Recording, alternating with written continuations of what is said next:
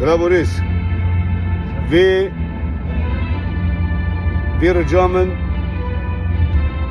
ji dayîk û ji bav, ji bira û mezin, xuşkê mezin, birayê mezin hûn bizaravekî qîza me, zarê me ketine TikTokê bi şev saet 1, 2, 3, 4 hûn xew dikin ew jî dikevin TikTokê yekî singê xwe nîşan dide, yekî devê xwe nîşan dide, tiştê pîs dikin, xeberê pîs didin.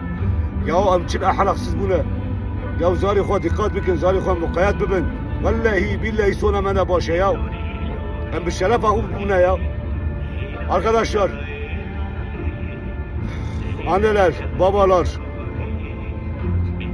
bizden büyükler, bizim yaşımızdakiler, erkek, kadın, kardeşlerimize, çocuklarımıza dikkat edelim. Gece 12'den sonra siz uyuduktan sonra bunlar gece TikTok'a çıkıp canlı yayın yapıp saçma sapan konuşmalar, vücutlarını göstermeleri, edepsizlikleri diz boyunu aşmış artık.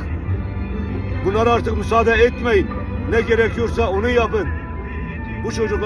Bu çocuklarımızı, gençlerimizi kazanmamız lazım.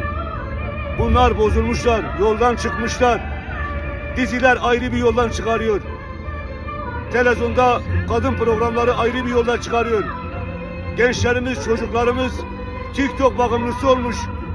Bir kuruş için kimisi utanarak söylüyorum ama edepsizce bilmediğimiz insanlığa yakışmayan şeyleri yapıyor. Lütfen bunlara dikkat edelim artık. Onlar bizim çocuklarımız, onlar bizim evlatlarımızdır. Geleceğimizdir. Bu ülke şerefinden oluyor. Bu ülke şerefinden oluyor. Bu ülke şerefli bir halktır. Bu ülke şerefli bir halktır.